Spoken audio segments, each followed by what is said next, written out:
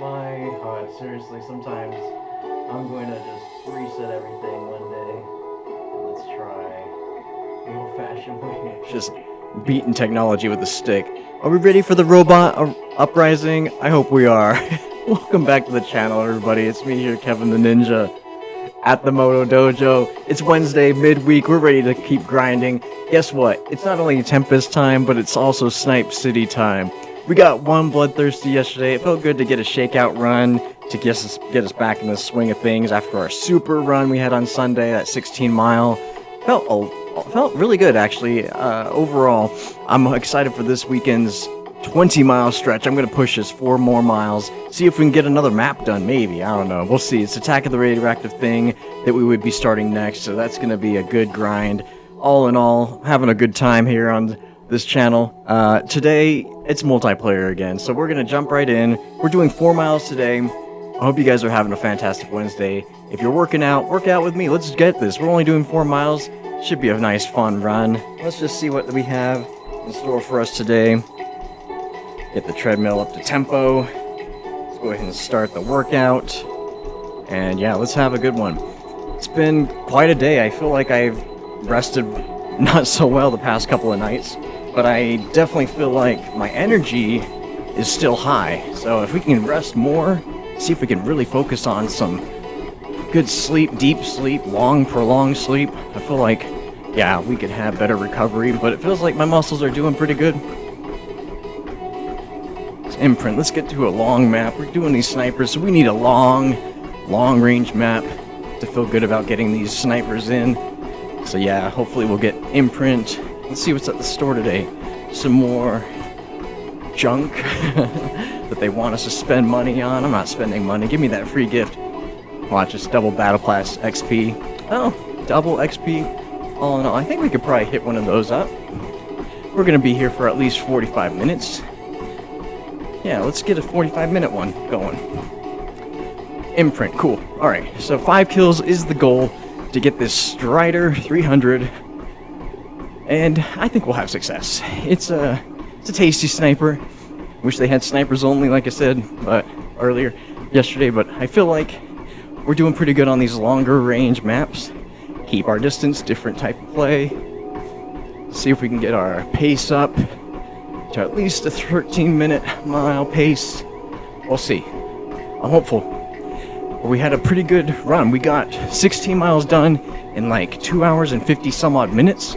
That felt really good because I was trying to make it under 3 hours. All in all, 16 miles in under 3 hours helped me get a good gauge on where I need to be for the next marathon. 26 miles, whew, which is 10 miles of what we did Sunday. Kind of scary, but that means we have, yeah, at least 2.5 hours to get 10 miles in. And I felt the pace we were at was really good. I've suffered no injuries. My toes and wrists and ankles, my wrists, my thumbs were fine from playing all those games, right? So we'll have a lot of success if we continue to watch our resting, watch our healing, watch our nutrition above all. You know, it feels like some days I need to get enough calories to pack my reserves, my energy reserves. And so, you gotta keep focused on that.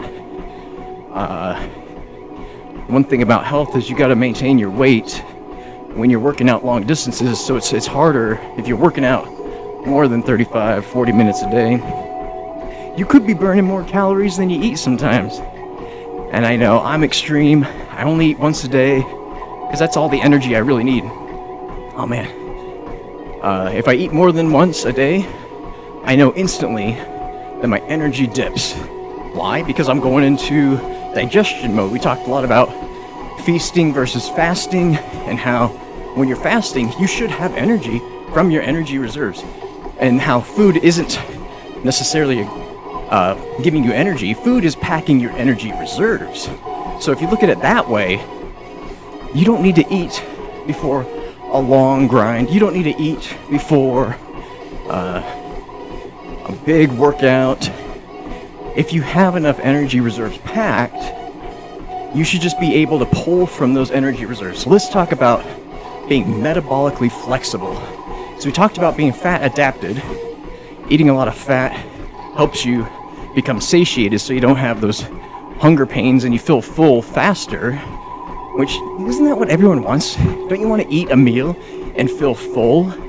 I tell you, the times that I cheat on my diet, maybe once or twice a month, having pizza or a bag of chips, because I feel like I need some more calories in me.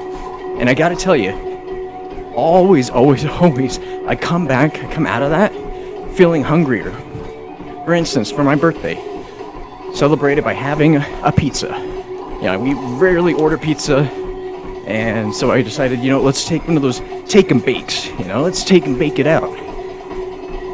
Load it with a lot of vegetables because we're vegetarian, and we had just got done from a 4 or 3 hour hike, and so yeah, we needed calories. And I figured, yeah, and the cheese bread and a big salad to go, and I felt like, yeah, I'll feel pretty good after that. I felt full for like 30-40 minutes. It was crazy because then I started feeling really hungry, and I was looking at my calories burned from the hiking. It's not as much as me running for 45 minutes, doing a 5K or doing a 4-mile run, because we only went like 2.5 miles out of the course of like 3 hours. Yeah, it's hiking, a little bit different than just running, but I gotta say, it was all in all not as many calories burned than I do during the week, during day to day simple runs. And I noticed, though, my hunger was a lot different than at night. When I get my one meal a day, I only eat dinner. And that told me that the calories were not the same. And we know that not all calories is created equally. The nutrition of our foods matters so much. The body can detect it with a matter of 30-45 minutes. And those were simple, quick carbs, right? The pizza and cheese had a little bit of fat in it. So I didn't really get satiated, even though I had cheese sticks as well. The majority of the calories came from the carbohydrates. Very little fat and like almost no protein. So I ended up having a couple of tablespoons of peanut butter and a protein shake afterwards to finally feel satiated. So it told me, yeah, our calories matter so much. You have to analyze and scrutinize where your calories are coming from, because they're not all created equally, and you could be filling yourself up with food, like spending a lot of money on empty calories, I call them. These empty calories, which unfortunately take up a majority of the Western diet. Oh, almost got 2 there. That would have been fun. Oh gosh, I gotta aim a little bit higher with the sniper. The Western diet, unfortunately, a lot of starchy grains, potatoes, rice, bread, carbs. Very little fat, maybe some protein. I feel like we have an influx of protein that turns into fat. Okay, we're going to talk about that here in a second, but let's finish up this discussion on metabolic flexibility. What you should be able to do when you're pulling fuel from your energy reserves is to be able to switch, depending on what the body needs, between carbohydrates and fat. We've talked a lot about ketosis and how the brain can process ketones when you are fat adapted, long terms of fasting, and eating low carbs. So high fat, high protein, good fiber, healthy vegetables with minerals and nutrients is really what the body needs. It doesn't need anything else. Body doesn't need carbs. Tell everybody that. Body doesn't need carbs. Carbs are like what you give cattle, man. You could fill the cattle up with carbs and grains just to make them fat. So I'm not saying we're animals. Sometimes we act like animals. I know sometimes I act a little animal-like. But the food content that we get sometimes resembles the food that is given to cattle by ranchers, especially cows and pigs. What do they feed them? Do they feed them? They're not meat eaters.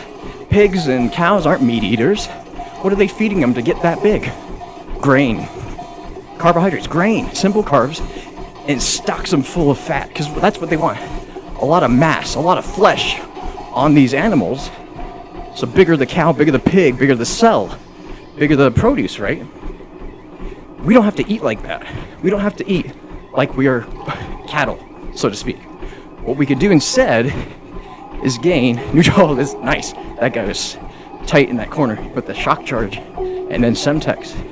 We don't have to eat like we're cattle by eating all these simple carbs in great amounts. But yeah, like I said, the food pyramid, the Illuminati food pyramid, it's backwards and upside down.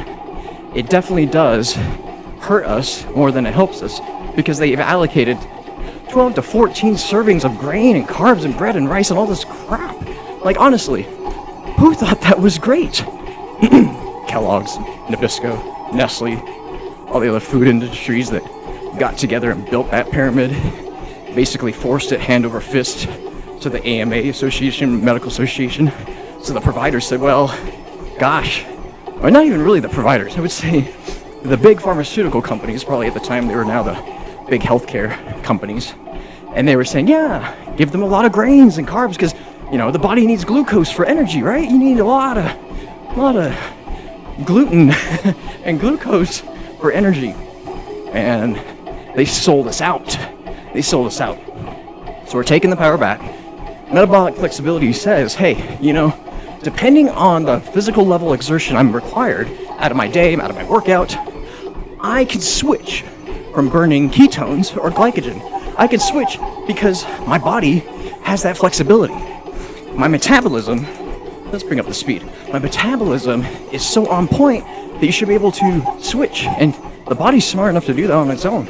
You don't have to like do a cheat code with your hands or your head or click your heels 3 times to tell the body you're going into ketosis or out of ketosis. No, the body will know. It'll say, we've been running for a long time, where my first primary, not preferred, source of energy fuel burn is glucose. We can also look at it and say, hey, it's been more than 45 minutes of my run. My immediately available energy reserves, which are glucose, quick carbs, they're now empty. So now, oh, that was too easy.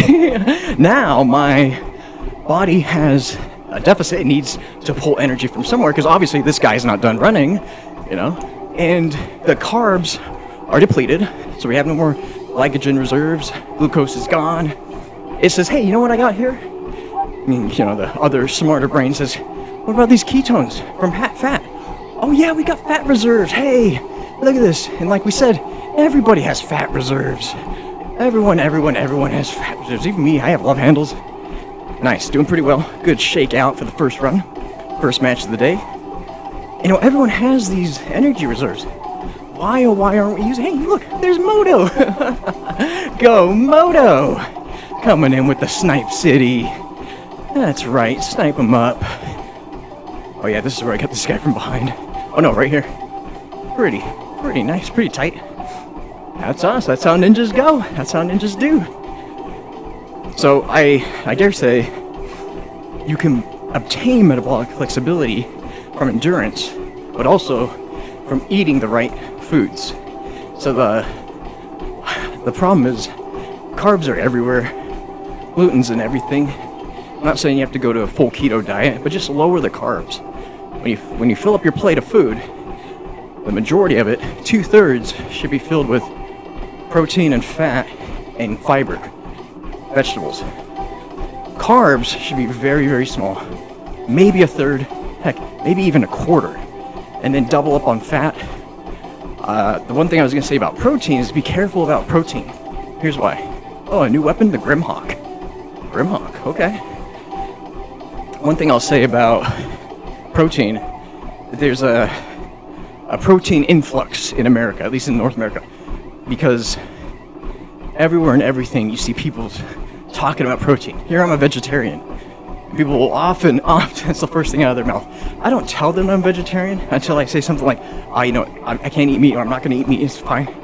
And they say, oh, what are you, vegetarian? I'm like, ding, ding, ding. And they say, well, where do you get your protein? It's always the topic of conversation. The instant you tell somebody that, and you say, well, I get it firsthand from plants. And they say, what? You know what?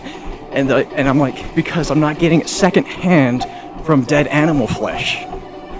Okay? Going out on a limb, really controversial. like I was saying, cows and pigs and chickens, they're not eating meat. They're eating grain to get themselves fat. And then they're loaded up with all these hormones, growth hormones, and then not just that, antibiotics and vaccines and stuff that you wouldn't give yourself. So you're eating a sick animal that's been loaded up with carbohydrates to give you a bunch of flesh, protein, from this animal that's sick, okay? And then what happens is the body will consume some of that, oh boy, here it goes, that DNA vibration. Here's the thing with DNA and cells in general. They absorb vibrations and they kind of like store it.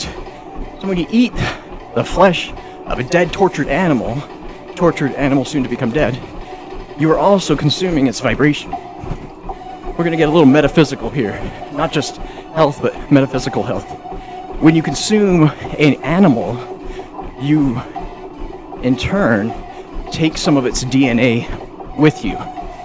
And like I just mentioned, a lot of these animals are crammed into cages, these tiny farms, these awful states where they are not happy, they're not healthy, and they're tortured, so they're under a lot of stress. We talked about stress, what it does to the body. It feeds us with that poison, that C word, cortisol. It floods the body with this stress hormone and impacts the nervous system, thus vibrating into the cells this frequency of fear. Fear and love, that's the spectrum, right? And the fear goes at the cellular level into their muscles through the blood. So eating blood from an animal, which you're going to get, has that fixed DNA vibrational frequency that is ultimately turning you more animal. Why not switch it up and eat the leafy greens and vegetables of an 8th or 9th dimensional being, which is Gaia, the earth? Okay, I told you I'm going metaphysical here, maybe even hyper spiritual. The earth is more likely an 8th or 9th dimensional being. We have to look at it like that. It is so smart. It has all the ways of healing itself through volcanoes, through rainfall, through monsoons, through tornadoes. This is all like a mechanism of evolution that the earth goes through in order to preserve itself. Okay, that act of preservation, we observe side effects as weather. The earth is terribly smart. Smarter than we could ever begin to start to imagine. Why not eat the leafy greens and thus body of an 8th or 9th dimensional being instead of the tortured, beaten, broken, bruised, and bloody animal that is sometimes, unfortunately, a lower dimensional being than we are? Okay? So just calling them out, just calling it out. I am not going to go out on a picket with a megaphone screaming at KFC or McDonald's or any establishment. I'm not here to do that. I'm here to show you my journey, maybe to motivate you, maybe to help inspire you to start something, start some, look at this guy, start a little bit of change that'll last as lifestyle changes. And one thing I've noticed is that saying, we are what we eat. When you eat animal, when you eat the flesh of a tortured, broken, bruised, and bloody animal, you take in some of that DNA, some of that structure, some of that harmonic resonance of fear and sorrow and loss. When I noticed going vegetarian over 10 years ago, I instantly started to have emotions, not become overly emotional, but emotions that I didn't experience when I was eating meat. In the weirdest ways. I had weird sensations. I almost felt like I was becoming more intuitive. I felt like I was becoming more intuitive because I would have more emotions around, oh man, not just my health, my body, but also my relationships, my family, my community around me. Like all of this, for me, was changing, and I attribute it solely to going vegetarian. Back to the protein influx talk. People are getting way too much protein. We just are. We're being told to get upwards to 80 grams of protein a day, and that's something that bodybuilders hit. I'm talking guys that are in the gym for hours a day. Bodybuilders should be getting 80 grams of protein, but who is bodybuilding? Who's going to the gym, lifting weights for more than 35, 40 minutes? Nah. These guys that go and that require that much protein go in the hours, 2-3 hours, or they do 2 hours twice a day. Yeah, I've known some bodybuilders and powerlifters, and these guys are insane, and they require that much protein because they're using that much protein. Here's the thing, we talk about different ways the body reacts to, in this case, the influx of protein. The body is getting way too much protein that it can't use, and it doesn't just eliminate through our waste. We don't sweat it, we don't excrete it in our urine or our feces, nothing like that. No, instead we wear it. Here's the conspiracy: if you're not using the protein, the body says, I'm treating it like carbs, I'm treating it like sugar. Here's how I know this. I know somebody very close to me trying to get their health in order, trying to get, a better grip on their health. And they're being fed the same lies that we were back in the 90s. Oh, you need all these carbohydrates because you don't want the body to go hungry, because the body loves carbs. Yeah, it loves carbs because carbs are in everything. Sugar is everywhere. It loves that. That's that whole, it's an old mentality we need to break away from. The other side of that is protein. You need protein because protein makes you feel full. No, we've already discussed that. We've already talked about how protein is meant to repair. Protein doesn't satiate you. Fat does. And what do these poor people do? They take fat out. That's the first thing they do. Oh, I'm not eating it because I got fat in it. Nope, I can't eat that. Otherwise, I'm going to get fat. Like I said earlier, if this was true, if removing fat from everything in our lives made us healthier, skinnier, whatever, wouldn't everybody be healthy? Wouldn't the whole world, not just the United States, wouldn't the whole world be slim? Because we've already done that, and it doesn't work, so we stop doing it. Sorry for yelling. This is one of my passions. Not just running, not just gaming, but overall health. Because I've witnessed the change in my life, and the life of my life, the life of my wife. We have changed because our minds changed. And that feeling, like I said, tastes better than any donut, any cake, pie, whatever. There's nothing that tastes as good as waking up with mental clarity and being fit feels like. Nothing tastes as good.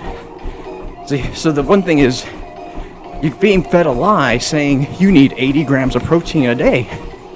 Stop, you don't. Unless you're going to the gym for hours a day, powerlifting, deadlifting, bicep curls, back, all these things. You're not working out that much. I know you're not. Because we all have day jobs or night jobs, commitments, relationships, families, friends, everything. And unless you're a powerlifter or a competitive lifting athlete, you don't need 80 grams of protein. You need closer to 40. Crazy, right? Alright, sorry for yelling, but I need to continue too.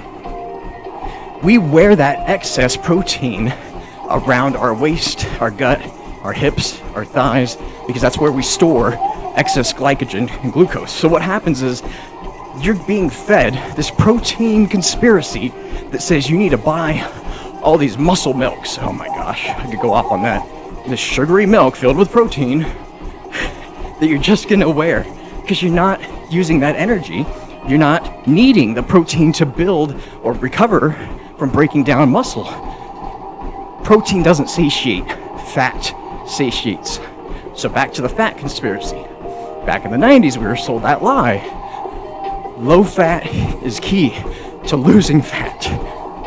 If that was true, the whole world would be fit.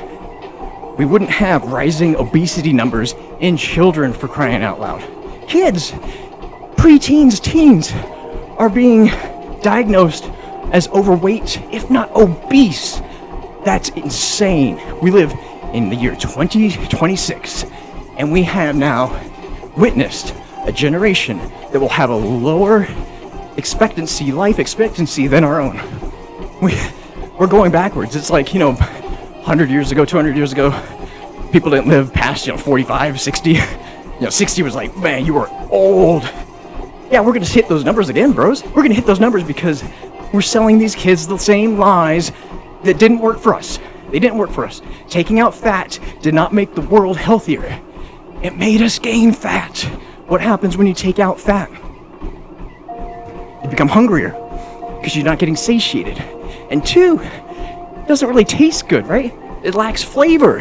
Sometimes you pick up a fat-free food and there's no taste. No, there's no taste. What do they replace that flavor with? Sugar and salt. That's it. They replace your fat-free yogurt with sugar. Oh, well, it's got no fat in it, but it's got 15 grams of sugar in it. Or these chips or whatever. It's not no fat in it, but we've jam-packed it with sodium and the wrong salt. There's good salt and wrong salt. We'll talk about that later. And meanwhile, the whole generation has gotten fat, sick, and nearly dead. Go watch that documentary. It'll tell you how to eat vegetables for life. Oh boy. I get super passionate, as you can tell. I'm probably more passionate about health than I am with fitness. Because fitness is like a discipline that you gain and you can sustain. But health, overall health, nutrition is what carries you. It's what carries you forward. If you're not being right with your diet, your workouts will suffer. Like if I ate junk last night, would I be able to run 4 miles? Probably not.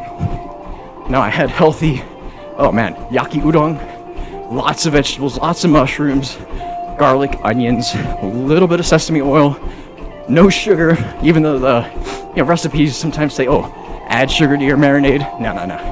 We don't add sugar to anything. Sugar's a drug. We're anti-drugs on this channel. And that's even the popular drugs, like sugar and televised programming. We won't get there. We won't talk about that yet. Televised vision. Oh man, this guy's getting me. Oh, he got me. So health is more important than fitness because health drives your fitness levels. It just does. Health drives your ability to work out. If you overeat the wrong calories at the wrong time, you're not going to be able to run. If you overload it with saturated fat and sugar and fried foods that basically devoid all nutrients from anything, microwaves and deep fryers, throw them out. I use my microwave for one purpose only, and that's to heat up my plates or bowls. That's it. Before I serve dinner, I heat up my plates and bowls in the microwave. That's the only purpose the microwave serves. Sometimes I use it as a clock, a little timer. We don't have a deep fryer. We have an air fryer. You get yourself as an air fryer, change your life. My goodness. One day we'll talk about recipes and all the awesome things you could do out of an air fryer. Air fryers are one of the best things of our age in the 20th century, for sure, in the 21st century. Basically like a mini convection oven that doesn't take the time or the energy required to heat something up that much. So yeah.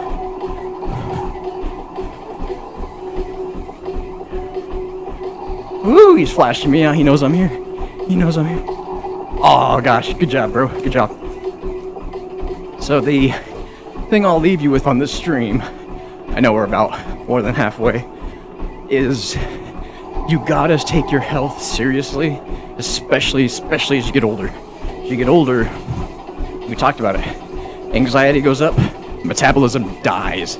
Metabolism doesn't dip. Metabolism flat out dies. It's like it expires. That guy's not smart enough. Or sorry, that guy's way too smart to come back.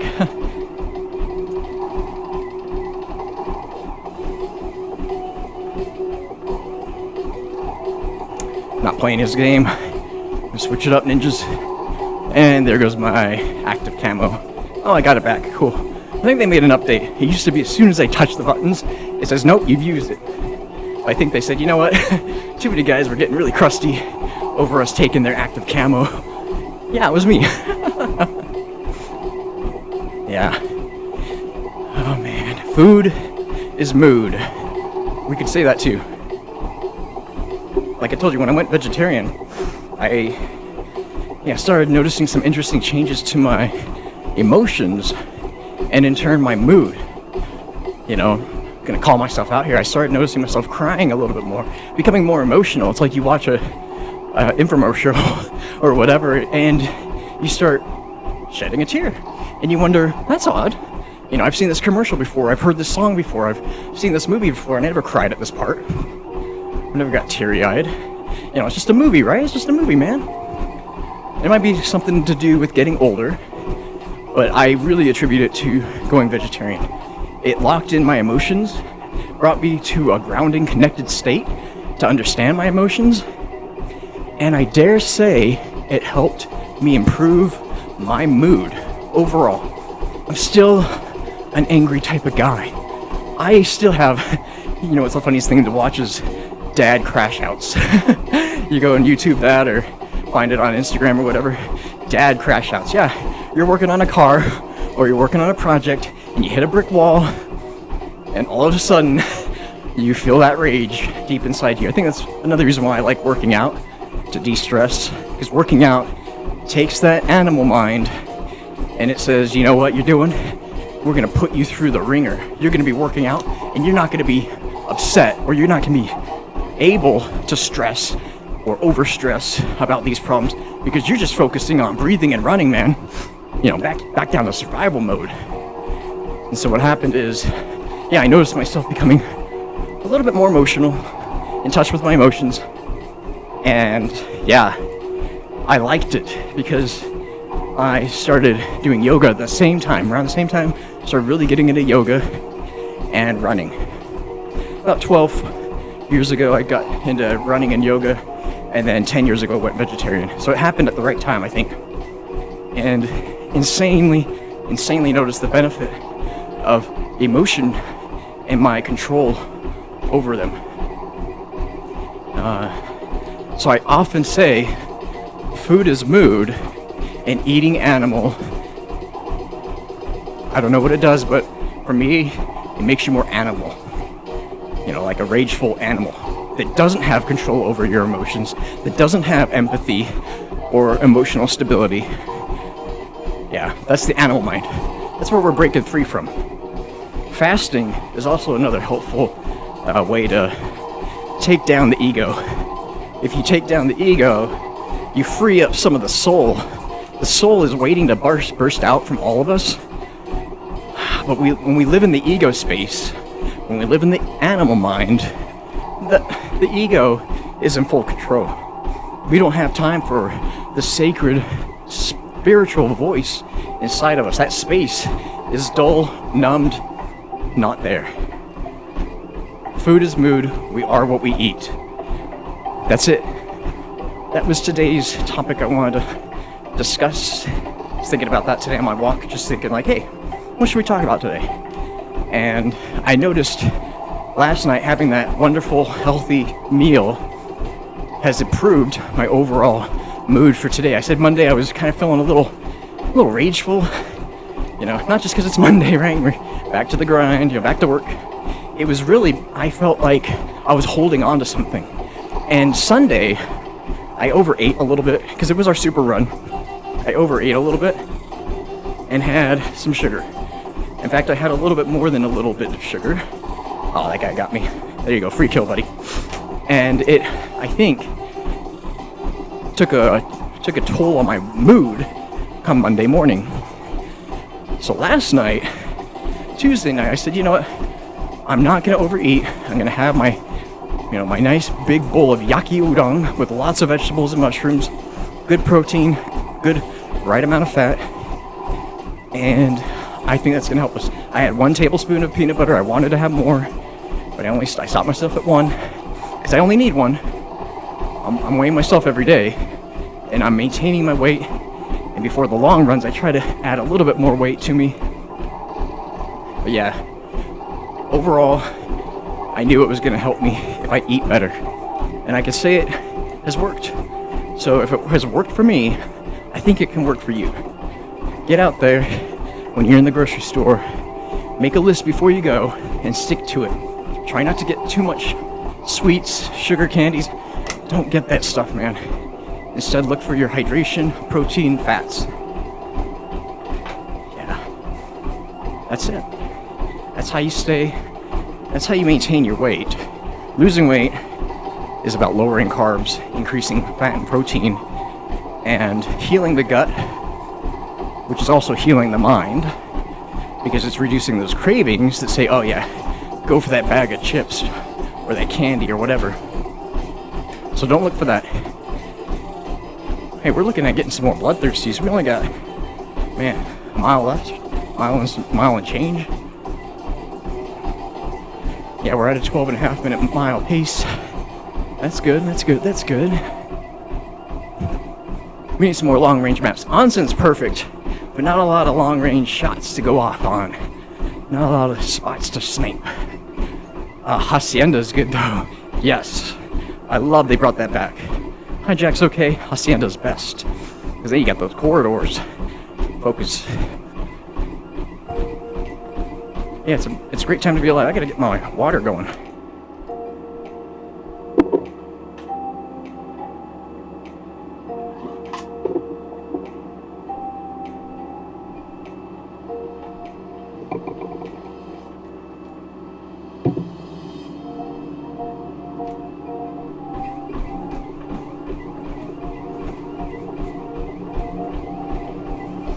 Fasting is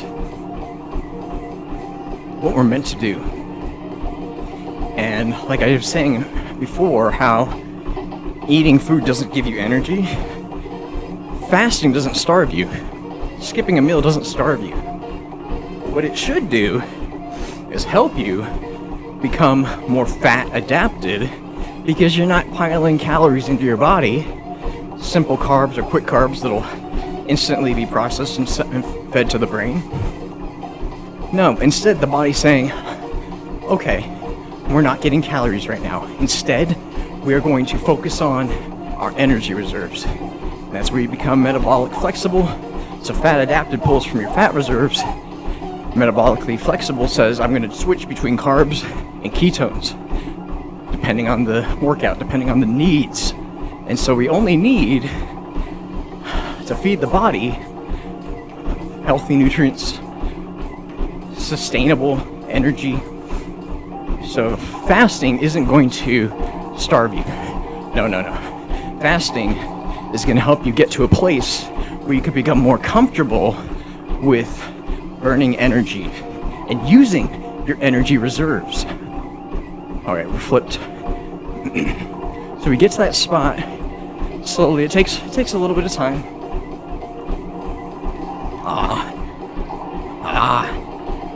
There, darn it. Oh my gosh. That took 3 bullets to kill that one guy. Alright, let's back up for a bit. We're still spawning out here. I don't want them to sidewind me. See if we can get a bloodthirsty this round.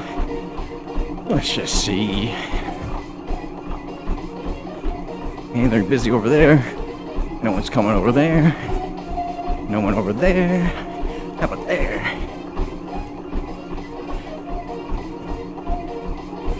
And the more you fast, the easier it becomes. It's like anything. You work out constantly, have a good routine, a good discipline, then yeah, you are going to have a better chance at maintaining your workouts, being honest with yourself. Oh no. And you have it'll feel better. It'll become easier. Same thing with fasting. The first day fasting, first time skipping a meal, and replacing it with water, your mind is going to recoil in horror. Your body is going to probably go through some type of flu-like symptoms and shaking, depending on how much damage it has endured over the years. Think about it. If you've always been a food addict, and I'm sorry to say that word, it's kind of harsh. I was too. I addict to food just like anyone else could. It's easy to be comforted by food. The problem is, it's so harmful.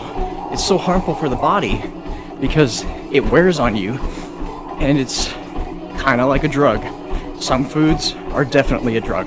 Some foods are super addictive, and if you don't eat them, you're gonna notice it. Kind of like a drug. Depending on the type of food, depending on the type of sugar, whatever, it might be a really bad withdrawal, so to speak. Especially a ketosis induced lifestyle. If you go into ketosis, you will experience a flu-like symptom. You will, 100%. Because sugar, and that's exactly how I started thinking that sugar is a drug. I believe that wholeheartedly, because you stop giving the body sugar and carbs in general, and your body goes through flu-like symptoms. The first 3 days, I call it the first 3 days of darkness.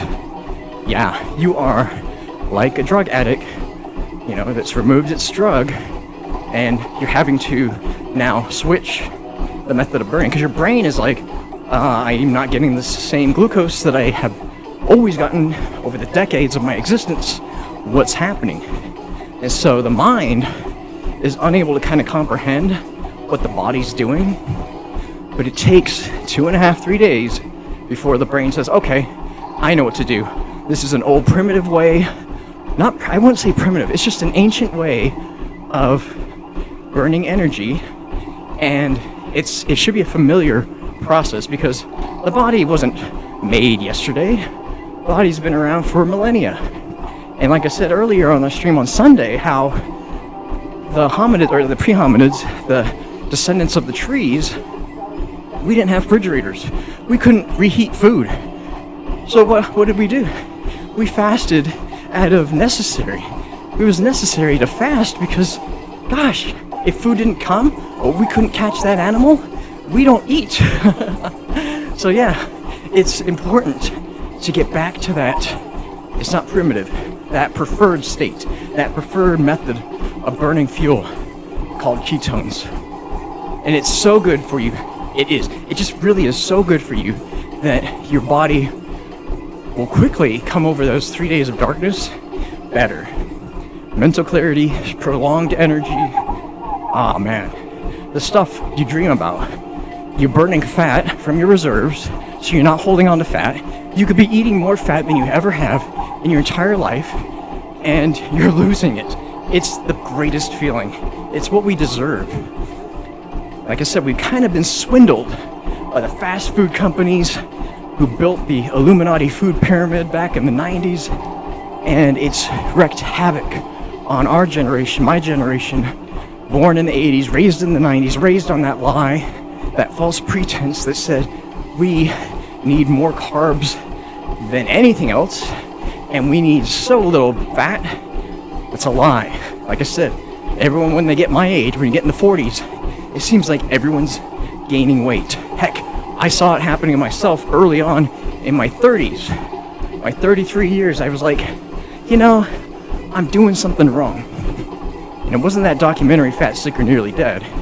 There's actually a doctor who's on YouTube, not a YouTube doctor, but a doctor on YouTube during the 2020 year where everyone was thinking about health for the first time in their lives, right? How can I be healthy? How can I increase my immune system? This and that. He was the first guy. Dr. Stein Ekberg turned me on to the idea of ketosis, burning fat for energy. Oh my goodness. Changed my life. Dr. Stein Ekberg. Look him up. E-K-B-E-R-G. Blue shirt, bald-headed guy, just like me. And he knows the truth. He's a health champion. He talks about being a health champion. We should all be selfish and desire more of our health, so much that we are selfish of it. I learned that from him 6.5 years ago, and it's resonated with me ever since. And the trick is to stop being a food addict by not consuming food products. Eat more real food, for one. And he's not vegetarian. He talks about eating meat, healthy meat, grass-fed beef, and this and that. I'm okay with. He talks about eating fish and that, which sometimes I go back to when I do need the extra protein. But like all in all, he eats meat and I don't. And I still agree with him 100%. Because if I wasn't vegetarian, man, one, you would have a way easier job at being in ketosis. That stuff right there can be so easy for any meat eater to go into ketosis. I'm telling you, it is the way to be. It's an ancient but preferred method of burning fuel for energy. Why not use the energy reserves that we're already wearing around our waist and around our hips? Oh, I knew that guy was in there. I knew that guy was coming for me. Ah, he got me. Good job, brah. Good job. I didn't think I had a grenade, otherwise I would have gassed him. So become a health champion by becoming first selfish of your health enough to say no thank you. I'm not putting that junk into my body. You could say it a little bit more polite, especially when you're around people, around coworkers. You don't want to make people feel bad for their food decisions and choices. Because check this out. I was there just 10 years ago. I was in the same position where I was working out more, eating no fat, and I was still gaining weight. I was just not aware of what the body could do. As soon as I flip that switch, then I understand truly how the body works. So don't be mean. Again, like I said, I'm not on a megaphone or on my crate, soapbox, so to speak, attacking McDonald's or KFC or any fast food chain, or its people, or its, participants, or patrons, I guess you call them, because that's not right. You can't fight fire with fire. You can't fight the mentality by screaming and yelling at somebody. That goes pretty deep. You observe a lot of the events happening in the world with protests. Does screaming and yelling get anything done? Doesn't it make the other side want to scream and yell back? I think about that. I think about that often. Become peaceful warriors. We are peaceful warriors. We change ourselves to better society. That's all we need to do in life. It's like, if you wish to save somebody, you first have to save yourself, and then you can work on helping others. But if you're not in stable mind, if you're not fit, if you are not emotionally confident and competent, then how in the world are you going to change somebody else's life for the better? Focus on yourself first, and then let that resonate outward. So I'm not yelling at anybody that goes to the fast food place, that eats and overeats, and that has more than one dessert more than once a week. I can't. It's too easy, right? It's too easy for me to say, oh, well, gosh, if you just stopped eating this, or if you did this, maybe you'd lose some weight. Because everyone is going through some stuff, some heavy stuff. And yeah, I just watched a video earlier that made me kind of tear up about motorcyclists. I watch a lot of motorcyclists, especially good guy motorcyclists, not the guys that smash mirrors. I mean, I kind of watch them too sometimes.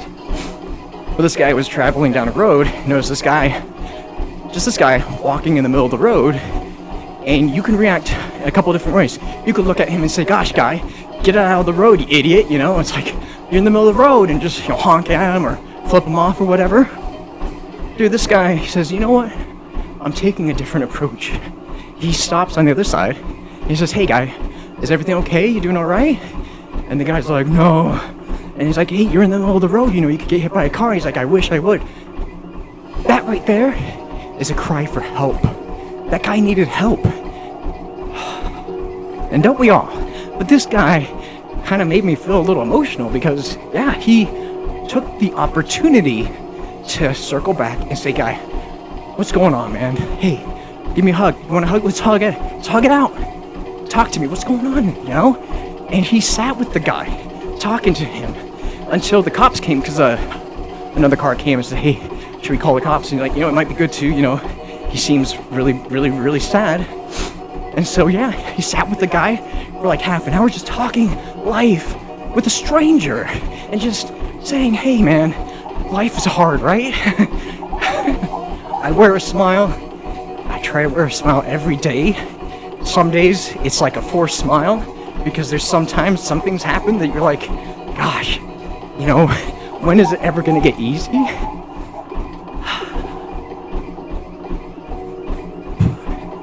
I promised myself I wasn't gonna cry. But here's the thing, we all have bad days. I'm not gonna come out here and say, look at me, I'm so perfect, I work out every day or 5 days a week and I'm so perfect, you know, I'm perfect in every aspect of my life. Oh no, I have bad days. I have damn bad days. I have days that hit me so hard that yeah, I question, what am I doing here? Like, why am I here? Like, why am I alive? And it sounds bad. It's not bad for me. No, it's not bad for me. But in everything in life, you have to come out of it looking at the silver lining. Some of these challenges, I don't know why, but we have to go through. Like, some of these challenges are necessary. Call it fate, call it karma, call it whatever you want. But I feel like the universe, I feel like the universe gives us what we need, even though we feel like we don't need it. It gives us that workout that we felt like, you know, it's hard, it's grueling. It gives us that life challenge that we said, man, didn't we just come out of a life challenge just like yesterday? And now this, you know, when it rains, it pours. Oh, man. The universe is everything. And I think it knows us more than we know it, more than we know ourselves. And I feel like we have to trust it. It takes a bit of, call it fate, call it faith. You have to trust the universe, you have to trust the process, you have to trust yourself.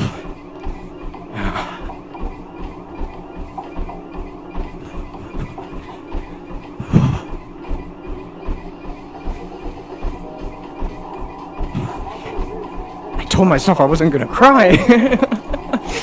But I'm serious though, we're in this together. We're all that we have, and we're all that we need. We have to come out of it on top. We have to be conscious of how our actions cause little ripples. Are they good ripples? Or are they bad ripples? Do they tear people down? Or do they build us up? Yeah, let's build each other up. Let's become strong together. We got this, ninjas. We got this. Yeah. That motorcyclist, yeah, he definitely touched me because he could have torn that guy apart. He just said, get out of the road, you idiot. And who knows, that may have been the last thing that guy heard before he says, you know what? I should just go end it. And then, oh man, then he would have had to hear about it on the news.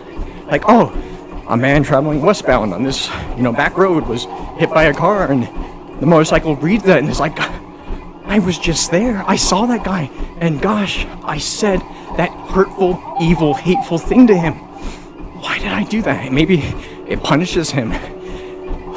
Like I said, the universe will give us challenges, the universe will give us healing, or the universe could break us when it needs to. And man, yeah, I think that would have broken. You would have had 2 fatalities that day. I would have hated to have been that guy. Either guy. So no. Remember to spread positivity. So we do here on this channel too. We don't just spread health, fitness, but we spread positivity. We're positive ninjas. We're not like those dark ninjas, the black ninjas, or the hateful, evil, vengeful ninjas. Like, my room is filled with light. We are light ninjas. We are light workers. We together make a better, brighter world. That's it. That's all we're here to do. And I promised myself I wasn't gonna cry. Yeah, we're light workers. We're beings of light. We're here to spread the light. So the next time, gosh, the next time I or you, anybody you know, feels that they don't have worth in this world, you just tell them, you remind them, you say, you are here to spread the light in a world of darkness. Man, this is a good workout. This is an awesome workout.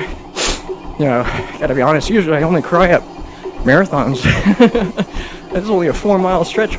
Usually I only cry at marathons. You know, I think it's after when I hit mile 21, 22, 23. Yeah, it's Niagara Falls. I start bawling. But yeah, who knows it can happen at mile 4.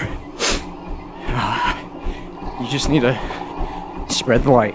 Be the light. Spread the light. When that happens, you become the miracle worker. You fulfill the promise of you being here on Earth. Yeah, we're here for reasons we don't understand. We're meant to suffer conditions that we don't get.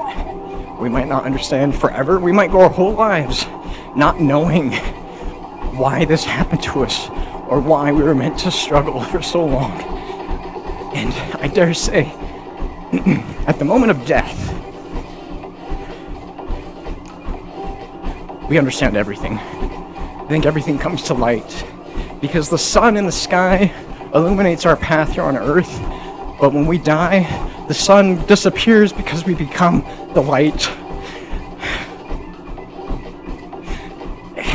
And light is knowledge. And we become light, we become fulfilled, we become, you know, we reach the nirvana state, finally. And we understand everything.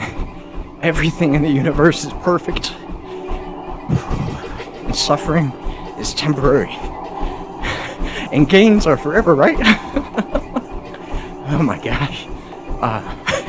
Yeah, maybe I should go back to eating meat. Make me less emotional, right? Or as I see fit. Again, I'm not dogging on anybody that eats meat. But I'm telling you, man, vegetarians, we have more emotions for some reason or another. Alright. Enough of that emotional talk. But one thing I haven't really discussed is mental health. And here you see me revealing myself to you. Yeah, I'm an emotional man, which means I carry the burden of feeling. I carry the opportunity to become emotionally sensitive, and that's part of being alive. You know, without going into too much detail, I'll say that I recently dropped one of my long-standing addictions I didn't think I would ever drop. I'm not going to tell you what it was, but it's only been 2 months, and I honestly feel better. Emotionally, I'm waking up easier, I have better clarity, and it feels good. So when we talk about health, I'm also talking about mental health. It can be improved. Things can get better, but sometimes they need to get worse before they can get better.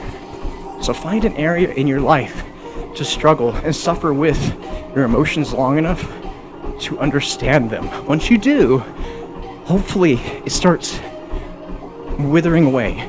You start shedding it a little bit. You become more light, not just physically, mentally, but also spiritually. You become more of that light being that we were meant to be. Boy, oh boy. What a workout, you guys. We're done. We gotta get back to the grind, but I want to just say, if you can get anything from this channel, remember that change is inevitable. Sometimes change comes with challenges and struggles. Find a challenge, find a struggle, suffer through it. Know that you can come out on top. It's a privilege and honor for me, Kevin the Ninja, to be running and gunning here on the channel, the Moto Dojo. We're victorious. We did over a 4-mile run, but that's okay, because tomorrow we're going for a 10K. And that'll be our last run for the week. It's Freedom Weekend. We'll be back on Sunday for a 20-mile stretcher super run. Woo! It's gonna be crazy. So I thank you all for attending. Alright guys, I hope you guys have a fantastic Wednesday. We've earned it. Let's go and build a better world. I'll see you tomorrow, guys.